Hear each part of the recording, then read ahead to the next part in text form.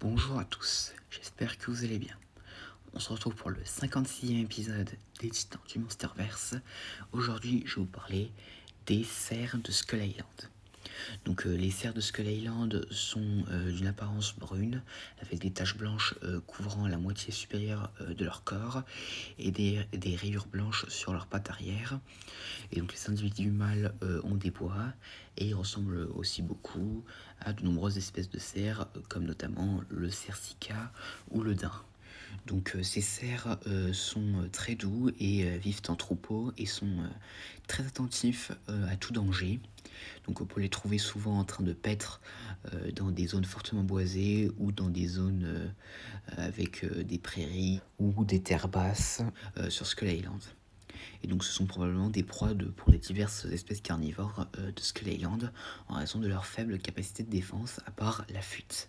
Et donc il devient probablement la nourriture des espèces de taille comme les araignées bambou, les lèvres chacals ou encore la tribu Iwi. Donc pour ce qui est de leur histoire alors, ces cerfs sont d'abord vus en train d'échapper à des explosions causées par des charges sismiques apportées à l'expédition de Monarch sur Skull Island en 1973, et certains sont ensuite brièvement vus en train de boire au bord d'une rivière pendant que le groupe de Preston Packard essaie de retrouver les autres.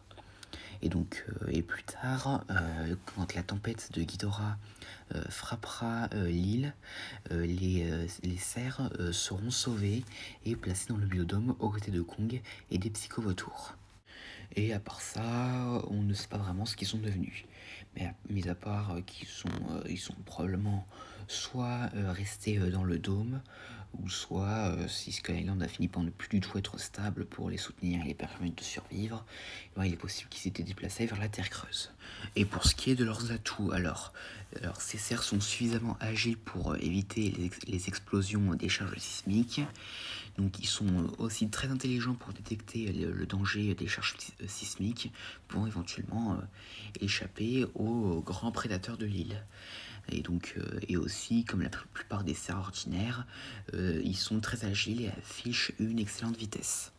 Et donc voilà, c'est tout ce que nous avons côté information sur cette espèce de cerf. Et donc nous verrons si nous les reverrons soit dans la prochaine série, sur Skull Island de Netflix, qui n'a toujours pas de date de sortie, soit dans le prochain film du Monsterverse en 2024. Et donc voilà, j'espère que cette vidéo vous aura plu, n'hésitez pas à me dire ça dans les commentaires, et à la prochaine.